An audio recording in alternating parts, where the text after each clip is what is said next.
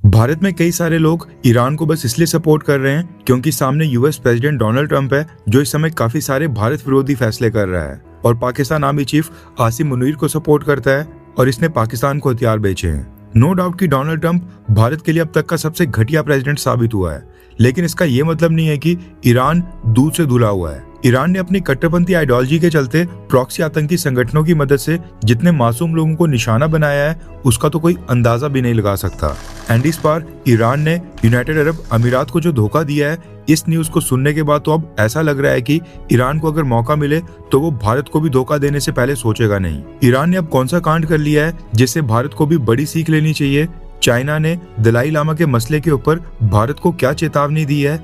Straight of Hormuz से भारत के लिए कौन सी गुड न्यूज आ रही है? और पिछले 5 सालों में भारत की कौन सी स्टेट्स ने सबसे तेज जीडीपी ग्रोथ रेट दिखाई है? इसके अलावा भी काफी सारी इंपॉर्टेंट अपडेट्स आ रही हैं जो बाकी चैनल्स मिस कर रहे हैं, इसलिए वीडियो को एंड तक देखिएगा। सबसे पहले बात करते हैं ईरान की हरकत के बारे में, क्योंकि ईरान ने जिस थाली में खाया उसी थाली में थूकने वाला काम किया है। रेफरेंस क्लैब की स्क्रीन के ऊपर आर्टिकल का स्क्रीनशॉट है।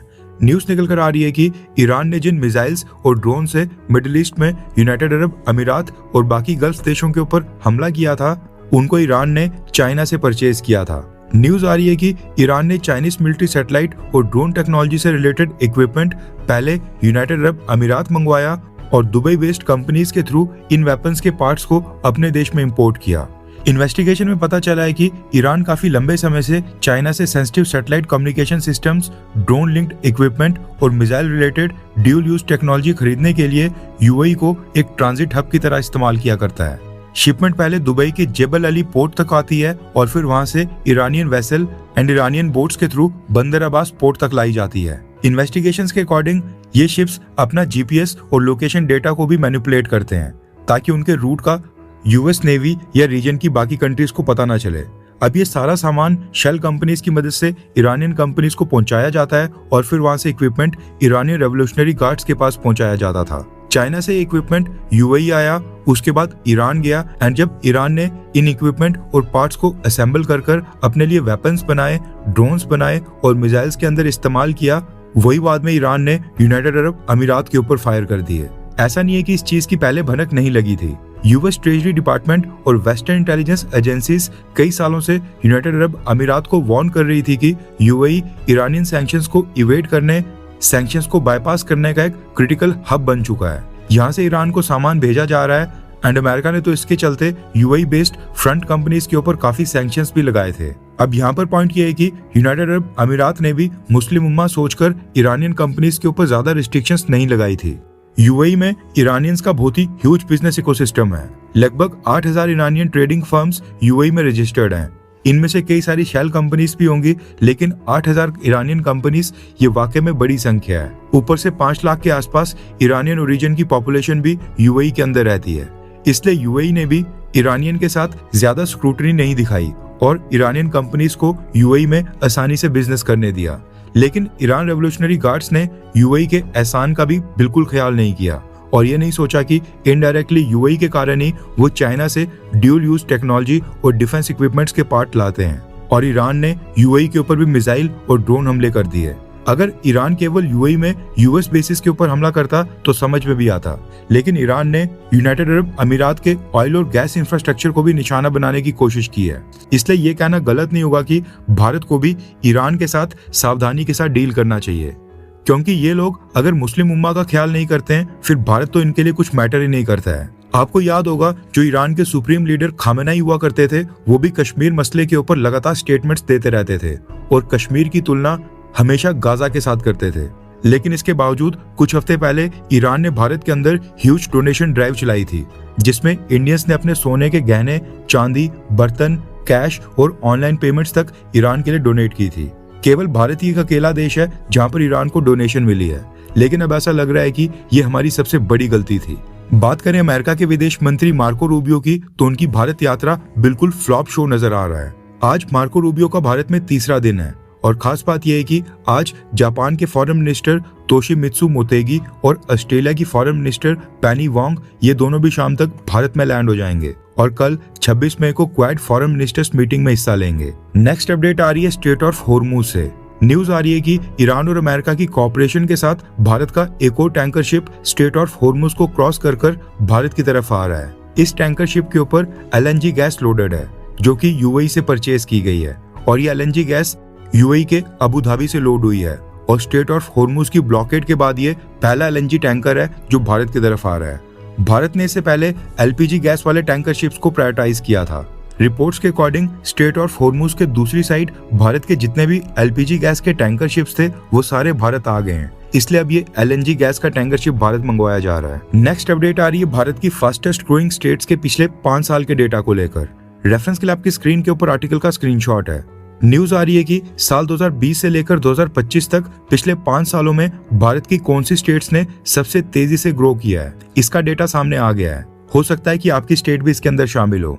सभी स्टेट्स के 5 साल की ग्रोथ रेट का एवरेज निकाला गया है और फिर परसेंटेज टर्म्स के हिसाब से उनको रैंकिंग दी गई है। रिपोर्ट के अकॉर्डिंग हमने टॉप 10 स्टेट्स को कवर किया है, यानी कि नंबर 1 के ऊपर असम स्टेट है और पिछले 5 सालों में असम स्टेट की एवरेज ग्रोथ रेट 17.3% की रही है, जो भारत में सबसे टॉप पर है। सेकंड पोजीशन के ऊपर 15.3% की एवरेज ग्रोथ रेट के साथ उत्तर प्रदेश स्टेट है, जबकि थर्ड पोजीशन के ऊपर मेघालय स्टेट है जिसने 15.2% की ग्रोथ रेट दिखाई है। हैरानी वाली बात यह है कि ग्रोथ रेट परसेंटेज टर्म्स में बिहार छठी पोजीशन के ऊपर आ रहा है और पिछले 5 सालों में बिहार की एवरेज ग्रोथ रेट 14.9% यानी ऑलमोस्ट 15% की थी। हालांकि इन सभी स्टेट्स की अर्थव्यवस्था का साइज काफी छोटा है, इसलिए परसेंटेज टर्म्स में इनके लिए बड़ा जंप लाना आसान होता है। लेकिन इनमें उत्तर प्रदेश ने जो पिछले 5 साल में 15.3% और महाराष्ट्र ने 14.7% के साथ ग्रोथ दिखाई है, ये इनकी इकोनॉमी के साइज को देखकर तारीफ योग्य है।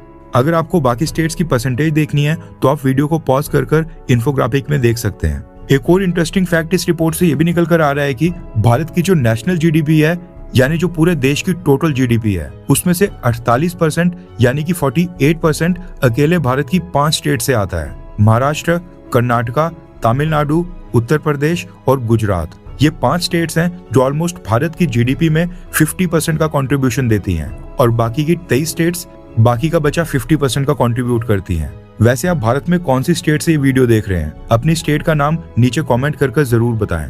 नेक्स्ट अपडेट आ रही है भारत और चाइना को लेकर और ये रिसेंट टाइम्स में दोनों देशों के बीच एक बड़ी कंट्रोवर्सी है क्योंकि ये मुद्दा रिलेटेड है दलाई लामा को लेकर। काफी इंटरेस्टिंग अपडेट है एंड इसमें आपको काफी कुछ सीखने को मिलेगा। रेफरेंस के लिए आपकी स्क्रीन के ऊपर आर्टिकल का स्क्रीनशॉट है। चाइना ने भारत को क्या वार्निंग दी है वो समझने से पहले थोड़े से बेसिक समझना आपके लिए जरूरी है, जो शायद आपको नहीं पता होंगे। दरअसल जब से भारत में बैठे 14वें दलाई लामा ने अनाउंस किया है कि दलाई लामा की सक्सेशन और रीइंकार्नेशन आगे भी कंटिन्यू होगी और अगला दलाई लामा भी अनाउंस किया जाएगा, अब ये डिबेट स्टार्ट होगी है कि अगला दलाई लामा कौन से देश से होगा। भारत ने चाइना के प्रेशर के बावजूद 14 दलाई लामा को न सिर्फ प्रोटेक्ट करके रखा बल्कि तिब्बतन बुद्धिस्ट कल्चर की प्रमोशन और गवर्नमेंट इन एग्जाइल तक बनाने की परमिशन दी। ऐसे में ये डिबेट शुरू होगी है कि क्या अगला दलाई लामा भारत से चुना जाएगा या फिर नहीं।